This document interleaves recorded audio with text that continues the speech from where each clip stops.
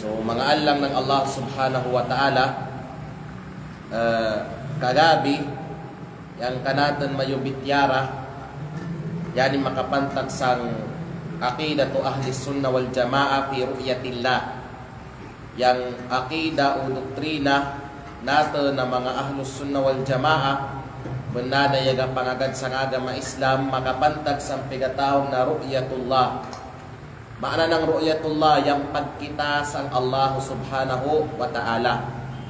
So yang malambit na kagabi na bilang ahlus sunnah wal jamaa yaga panakmag ng insakto na akida yamang into kita na yang Allah subhanahu wa ta'ala akitan yan ng mga utaw na mga yamang maratyaya, akitan yan ng mga mu'minun kagaya adto sang allaw na mauri adto sang surga ng mata-mata talaga, mata-mata gid akitan. So, yan kayang akida, yan yung pigapangintuwan ta, yung Allah subhanahu wa ta'ala, akiton yan. Akiton yan. Okay, di adi sang dunya. Yang Allah subhanahu wa ta'ala, di yan pagkiton, o di yan mamakita adi sang surga, ay adi sang dunya. Di yan mamakita adi sang dunya, kay sabab, nitong time na si Nabi Musa alayhi salam, ya request yan sa Allah subhanahu wa ta'ala na, Rabbi arini anzur ilayk. O kadunan kulongnan, pagpakita palongnan kay matanawakan mo. Malinya kumitakan mo ya Allah. Malaw ng Allah subhanahu wa ta'ala, qala lan tarani. O kay Musa na di mo longnan ako, makita. Mana adis ang dunya. Adis ang dunya di akiton yan Allah subhanahu wa ta'ala. Awgate sa Allah na mauri na adto akiton yan Allah subhanahu wa ta'ala. Kaya galaw yang Allah subhanahu wa ta'ala, wujuhu yawma idhin nadira ila rabbiha nadira. Sa Allah na mauri longnan, aunlongnan mga paranay sa Allah na mauri, na grabing pangkadyaw, grabing pangkapawa ng mga paranay nilan, ila rabbiha nadira, at tulongnan silang pagatanaw sang kanilang kanilan na Allah subhanahu wa ta'ala. So sa Allah na mauri ato akiton, o yang makitagin kanan yang mga utaw na mga mu'minun, yung mga utaw na bunayang kanilan pagpamaratyaya sa Allah Ta'ala, isabuhay nilan, yung agaman ng Allah Ta'ala ng insakto o proper na pagkasabuhay, kamagunawa ng inindo ng Rasul Sallallahu Alaihi Wasallam, silang ganyan makita sa Allah Ta'ala sinya na Allah.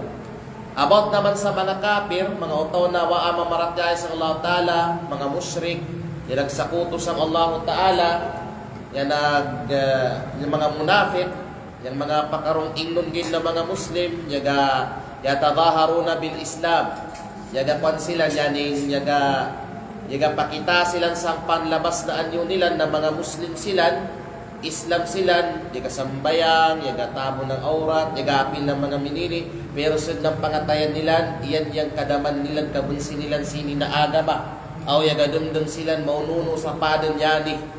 So yan kay mga munafik na yan ng mga utaw, apil na mga kafir o musyrik, di nilan akiton yan Allah subhanahu wa ta'ala sa Allah na mauri, sabapan sa piglawngan ng Allah subhanahu wa ta'ala, kalla innahum an rabbihim yawma idhin la mahjubun. Di sang dilawnan sa Allah na mauri ang mga utaw ng mga kafir na di mapakita kanilan ng Allah ta'ala.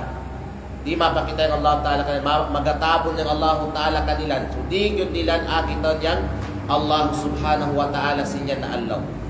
Although ang mga ulama na yagalaw na mapakita, awit inyo na pagpakita ng mapakita yan na may kakitan nila yung mga kafir, akitan nila yung Allah Ta'ala sila ng mga kafir, magadugang dalong nanyang siksa kanilan. Magadugang yung siksa kanilan. May kaakitan nila yung Allah Ta'ala, makadugang inyan sa siksa nilan. Mapakita yung Allah Ta'ala bilang pagpakita ng kanang-kadaman, kabunsi kanilan. Although yung pinaka-manog talaga na opinion is di talaga silang makita sa Allah Ta'ala. Okay, dyan mga utaw ng mu'minun, nalaw ng Allah Subhanahu wa Ta'ala, lilladina ahsanul husna wa ziyada. Para lang ng sitong mga utaw na yan, nagdadayaw sila ng gabukan nilang sining dunya, igabok nila niyang agaman na ipada ng Allah Ta'ala sa kanan sinugo, igabok nila niyang mga isugo ng Allah Ta'ala ng kanang sinugo, ilikayan nila ng ipalikayan, yaga-agama sila ng minang pag-agama na inindo ng Rasulullah sallallahu alaihi wasallam na law ng Allah subhanahu wa ta'ala al-husna. Mana ng al-husna, barasan law na sila ng Allah Ta'ala na madjaw na baras. Na yaning madjaw na baras na yamalapit sini na ayatan kamagunawa ng al-husna law ng Rasul sallallahu alaihi wasallam ay al-jannah. Mana na niyang surga. Yan yung madjaw na baras ng Allah subhanahu wa ta'ala para kanatan insyaallah. Sinya na allaw wa ziyada o ampay bonus. Ampay bonus. Ampay sobra sinyan. Asay sa atag kanatan yung surga ng Allah ta'ala ang pagit bonus. Nasa hadith na sahih itapsiran yang wa ziyada sinya na ayatan mana yung bonus pa na baras ng Allah ta'ala law nilan an-nadharu ila wajhillah. Yang pagtanawlawnan at tusang paranay ng Allah subhanahu wa ta'ala au ito da yang pinakadakwa na baras ng Allah subhanahu wa ta'ala sang kariko. So pangintas ang Allah ta'ala na maupod kita sitong mga utaw na nagpakadyaw ng kanilang mga gawbukan na yaupod silang sang mga mu'minon au maupod kita sa mapansin yan sa mga utaw na makita sang Allah subhanahu wa ta'ala kagaya at tusang Allah na mauri. So ano